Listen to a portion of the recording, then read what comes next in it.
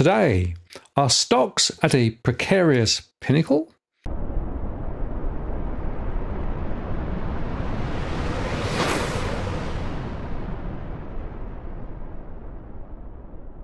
Hello again, it's Martin North from Digital Finance Analytics, World Latest Post covering finance and property news. And this is our weekly market update where we start looking at the US, go across to Europe, then Asia and Australia, and also think about crypto and other dynamics too. So the S&P 500 soared to fresh highs on Friday, but fewer stocks have been participating in the rally, stirring worries that recent gains could reverse if the market's leaders stumble. We are talking here about market breadth, or the number of stocks taking part in the broader indices rise.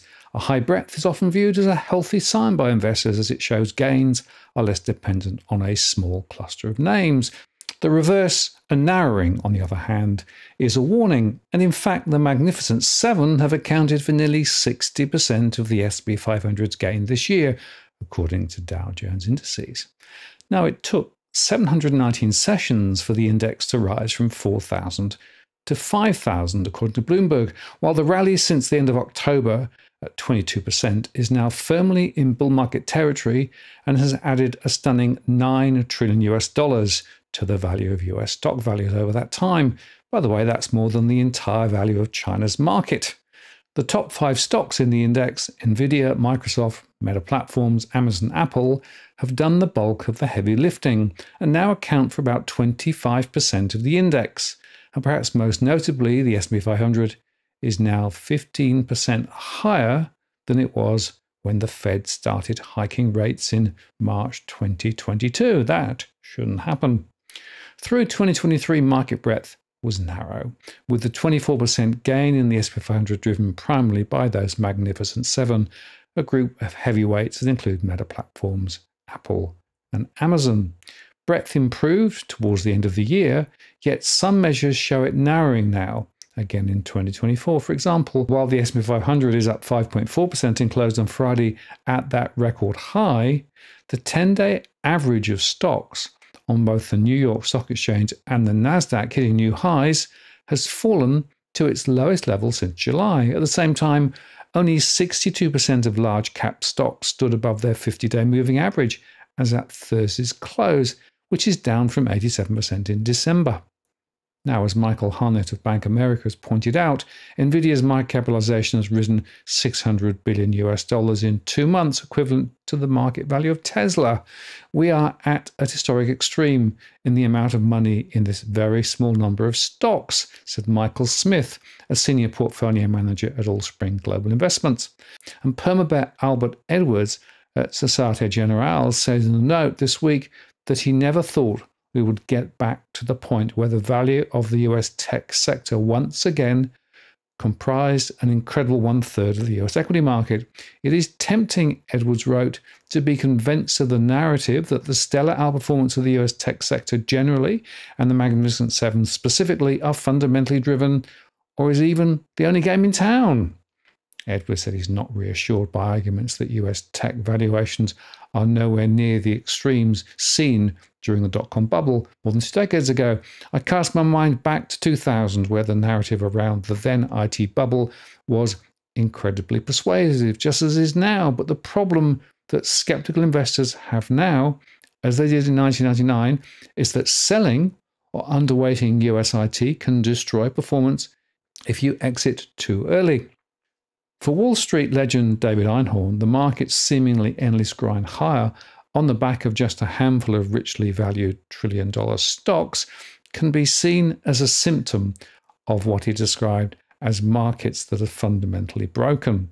Speaking on the Masters of Business podcast, he said the huge flows in passive investing, the growth of algorithmic trading and momentum trading, and the more recent rise in the US, particularly of trading in very short-term options and similar instruments, meant most investors were focused on price rather than value. Value is just not a consideration for most investment money that's out there, Einhorn said. Passive investors have no opinion about value. They're going to assume everybody else has done the work. Active managers and particularly active value managers, a category to which Arnhem is generally placed in, have been annihilated in this shift. And the ones that have survived are the ones that chase the most expensive market-moving stocks. And meanwhile, Arnhem said value investors who do find great undervalued stocks that deliver an improved performance that warrants a big share price jump are likely to be disappointed because so much of the market does not notice or does not care. The problem is this: the narrow group of stocks powering the market could make it more vulnerable to swift declines if earnings disappointments hit or other issues arose. While most of the megacaps have powered higher this year, shares of Tesla have fallen 22%, the third worst performer in the S&P 500. And this demonstrates how quickly the market superstars can fall out of favor. Now, some investors believe breadth has narrowed partly because markets now anticipate the Federal Reserve will cut rates later in the year than many on Wall Street had expected, forcing an unwind of bets in rate-sensitive sectors that could benefit from lower borrowing costs. The S&P 500 real estate sector, for example, is down about 4.4% year over year due to worries about commercial real estate, and the Russell 2000 index of small cap companies is off 0.8%. You had a great rally in some areas of the market that have been recently oversold in anticipation of the Fed moving quickly in 2024 to cut rates, said Ed Clissold, chief US strategist at Ned Davis Research. Now that market has changed its stance, people are rethinking how much those beaten down areas should rally. The Goldilocks soft landing narrative is all persuasive, and given it's backed by good inflation data, solid earnings numbers, and signs the economy is resilient, that's arguably fair enough. So does the breaching of the round number milestone like 5,000 really matter? Well, Adam Turnquist, chief technical strategist, LPL Financial, reckons they tend to attract headlines which can attract more buying and raise FOMO, the fear of missing out. LPL says that since 1968, the last 9 times the broader index reached a new milestone like this, it was positive a year later, almost 80% of the time, and higher by an average of 10.4%. But 1987 and 2014 were recent exceptions. So quite how valuable those historic precedents are is questionable. While the history of financial markets rhymes, it fairly repeats. And Michael Harnett, who is a noted bear, says what he describes as the current bubble is unlikely to be stopped until real or inflation-adjusted 10-year rates are back to 2.5% or above. This rate currently sits at just 0.8%, although the inflation is rapidly falling. It will tick higher, he said. Harnett says that in bubbles, markets show little respect for position or valuation. They solely respect policy and real interest rates, he said. And by the way, the 10-year bond was at 4.177, while the 2-year was at 4.486. Still, several Bank of America's market indicators are starting to flash yellow. The bank's bull to bear indicator, which correctly screamed buy last October, rose to 6.8% this week, and a reading above 8 means it's time to sell. So in summary, all of the above says it's clear as mud where the markets will go next. Stocks look expensive, and there's far too much concentration in a small group of very richly valued and, by the way, well-run tech stocks. But the data continues to support a soft landing that looked impossible 12 months ago. And a revised print of US consumer price index data showed that the annual rate of inflation in the fourth quarter was unchanged at 3.3%, suggesting that an easing in price pressures throughout last year is, in fact, still intact. Fed Chair Jerome Powell last month shot down hopes for rate cuts as soon as March, saying that the central bank needed more confidence that inflation was headed back towards its 2% target. Overall, markets late on Friday were pricing in cumulative interest rate cuts of around 110 basis points by the Fed's December meeting, down from more than 160 basis points in cuts that were anticipated earlier on. So on Friday, as I said, the S&P 500 rose 0.6% to end the day at a record high of 5,025.86. The tech-heavy Nasdaq Composite rose 1.25%, and the Dow Jones Industrial Average fell 0.14%. Big tech did continue to add to recent gains, with Google, Apple, and Microsoft in the ascendancy as the latter's market capitalization of $3.125 trillion topped the record $3.081 trillion previously set by Apple. Chip stocks also inspired the rally in tech, as chip demand will ramp up as the artificial intelligence boom strengthens. We are in innings 1 of the AI revolution, a revolution that is going to touch everyone and everything, one that every major company has to contemplate how it will or is affecting its business today and in the near future, said Jay Pulaski, TPW Advisory founder and principal. PepsiCo reported mixed quarter results and cut its guidance as the food and beverage pricing power wanes and volumes come under pressure. Its shares ended more than 3% lower. And shares in Pinterest tumbled nearly 10% after the social media company missed fourth quarter revenue expectations and issued soft guidance for the March quarter. Some on Wall Street, however, continued to flag the company's current valuation as a concern, which is pricing in a lot of upside despite the immaterial contribution today, UBS said in a note. And Take-Two Interactive cut its annual bookings guidance, citing projected softness for titles like NBA 4K24 and a planned release moving out of its fiscal fourth quarter. Shares in the video game publisher fell more than 8%. And the recent market volatility, though, isn't reflected in the CBOE Volatility Index, or VIX, which sits at 12.93, well below its 20-year average of 17.7, and down from 21.7 on October the 20th, a level that seems too low given the S&P 500's 21% gain since bottoming in October, and given the risks that are lurking. These risks include high valuations, sticky inflation, a cautious Fed, and even a mild recession, according to Evercore ISI strategist Julian Emanuel, who thinks the next big move in the S&P 500 could be 10% to the downside. Volatility is the baseline, not the outlier, he writes, and something investors should start preparing for now. Now, oil prices settled higher on Friday, up about 6% on a week-on-week basis, as worries about supply from the Middle East mounted and as more outages threatened production. Brent crude futures settled up 0.42% at $81.97 a barrel, and US West Texas Intermediate crude futures settled up 0.5% to $76.61. Oil futures rose through the week, buoyed after the Israeli Prime Minister rejected Hamas's ceasefire proposal on Wednesday, and this week's rise followed a 7% loss in the prior week. We believe that this type of week-to-week wide price swing will further characterize the crude markets through the rest of this month, short of major bullish headlines out of the Middle East that could force adjustments in global oil balances, said Jim Redenbush, president of Redenbush & Associates. US domestic production returned this week to a record 13.3 million barrels per day level, according to the US Energy Information Administration. Last month, frigid weather caused widespread shutdowns in oil-producing regions. Crude futures were also supported by strength in gasoline and diesel prices as significant US refinery downturns, both planned and unplanned, tightened product markets. Gasoline futures rose about 9% in the week to $2.34 per gallon, while heating oil futures increased by 11% to $2.96 per gallon. Over in Europe, European shares ended slightly low on Friday as advances in Ubisoft and Hermes were undercut by sliding L'Oreal shares, while rising government bond yields also exerted some pressure. The pan-European stock 600 index closed 0.1% lower, though logging a 0.2% advance for the week.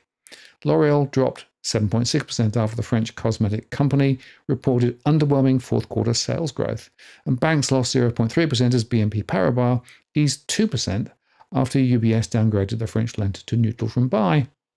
On the bright side, healthcare stocks were among the top gainers, helped by a 9.7% rise in Coloplast after the Danish medical equipment maker reported better than expected first quarter results.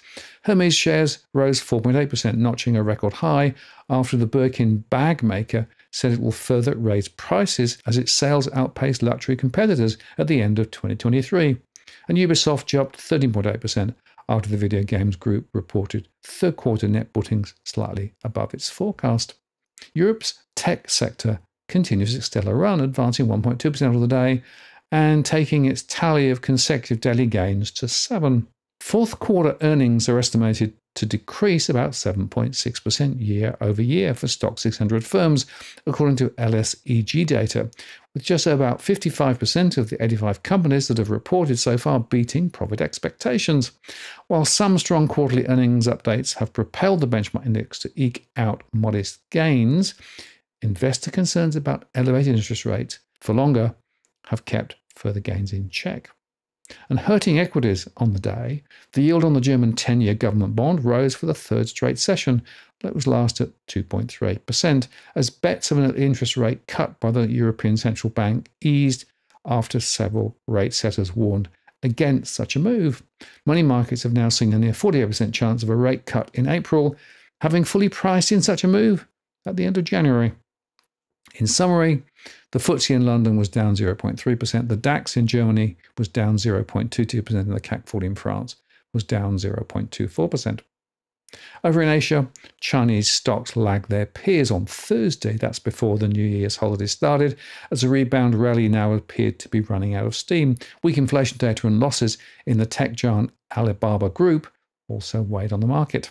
China's blue chip Shanghai Shenzhen CSI 300 index was last at 3364, up 0.64%, while the Shanghai Composite rose 1.28% on some strength in financial and industrial stocks. Official data showed that China's consumer inflation grew less than expected in January, while producer inflation shrank for a 16th consecutive month. The reading shows that disinflationary risks remain squarely in play and presented more headwinds for the struggling Chinese economy, especially as consumer spending slowed. The weak inflation reading also stalled a rally in Chinese shares after signs of more government support for the stock market saw Chinese indices surge from multi-year lows earlier in the week.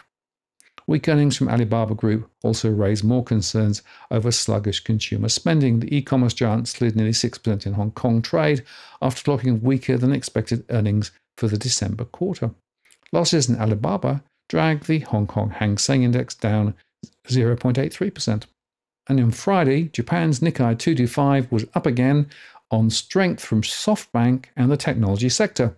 The Nikkei 225 has been the best performer in Asia on Thursday as well, where it rose 1.7% and was trading then just a hair below the 34-year high. It was last at 36,930 as the central bank continued to support low rates. Gains in the Nikkei were fueled chiefly by technology stocks, with the investment conglomerate SoftBank Group leading the charge with a nearly 10% bounce. SoftBank hit a new 6-month high as it looked poised to book a nearly $16 billion windfall from an overnight rally in its chip designing subsidiary ARM Holdings, which forecast stronger earnings. Other Japanese tech firms also advanced, with chip firms Advanced Corp and Tokyo Electron up 7 and 2.7% respectively. Automotive giant Toyota rose nearly 4% and hit a record high for a third consecutive session after clocking bumper quarterly earnings earlier in the week. Other Asian stocks also advanced, with South Korea's Kospi up 0.41% on gains in tech stocks, particularly the heavyweight chip makers. India's Nifty 50 index also rose after India's central bank stuck to its hawkish policy stance on Thursday as inflation remained well above target, suggesting it's in no hurry to cut interest rates until later in the year. The Monetary Policy Committee voted 5-1 to keep the benchmark repurchase rate at 6.5%. Now in Australia, the S&P ASX 200 advanced 0.1% or 5.6 points on Friday to 7,644 for its third straight day of gains, but still finished 0.7% down for the week. On the local share market, gains among the technology, communications and healthcare sectors were offset by falls in energy and mining. The best performing stock was Boral, which rose 8.3% at $5.86. The Building Materials Group lifted guidance for earnings before interest and tax in 2024 to between 330 and 350 million, up from 300 to 330 million. It was a very good result, said Romano Salatena, a portfolio manager at Katana Resources in WA. A lot of it was down to execution. It's the second time they've upgraded EBIT in 3 months The CEO is impressive, but it's not cheap on 30-odd times earnings. Uranium stocks reversed weeks of gains after major Canadian miner Cameco revealed plans to expand production overnight. Boss Energy tumbled 12.7% to $5.23, and Paladin lost 7% to $1.32. Cameco's targeting production from two large existing assets and their low capex, so it could be reasonably quick in the scheme of things as their brownfield assets, Salah Tenner said. In the healthcare sector, Cochlear shares hit a record closing high of 322.73 after it added 5.9% to extend Thursday's gains on upgraded profit guidance for financial year 24. And in the bond market, the yield on Australia's two-year government bond edged higher to 3.805 as the RBA rate expectations were shifted out. ANZ was up 0.11%, CBA was up 0.32%, NAB was down 0.28%, and Westpac was down 0.16%, while Macquarie was down 0.22%. The Aussie was up 0.52% against the US dollar to 65.25 and up 0.41% to 51.66 against the UK pound. And finally, in crypto, for the first time in almost a month, Bitcoin crossed above the 47,000 US mark on Friday, pushing crypto-related stocks into the green ahead of the stock market open on Friday. It was last at 47,175. As for the crypto stocks, CleanSpark led the gains, soaring more than 22% in pre-market trading. The jump came after the Bitcoin miner closed 12.8% higher on Thursday, boosted by a strong first quarter earnings report. Other crypto mining companies, Riot Platforms and Marathon Digital, also took off, surging around 9 and 10% respectively. Meanwhile, crypto exchange Coinbase advanced by more than 6%, while Michael Saylor's MicroStrategy rose 6.6%. The latest surge in Bitcoin comes amid recent signs that interest in the Bitcoin spot exchange-traded fund is attracting interest. The BlackRock iShares Bitcoin Trust has raked in funds, becoming one of the top 5 exchange-traded funds of 2024 by inflows, according to recent data from Bloomberg. Bitcoin has reached its highest point since the ETF approval, said Adrian Pelosi, the founder of crypto exchange Independent Reserve. This is driven by extra demand coming from the ETF inflows, along with the market anticipating the block reward halving that is scheduled for April. So if you stand back, you can see here once again the contention in the market. There is still hope and expectations of more market moves positive, but on the other hand, some of the underlying indicators, including market breadth, is suggesting something different. So markets are, I think, extremely exposed at the moment. Probably will go higher. We'll see a lot more volatility, but the risk to the downside is definitely accelerating. So I think caution is still the watchword. I'm Martin North from Digital Finance Analytics. Many thanks for watching, and I'll see you again next time.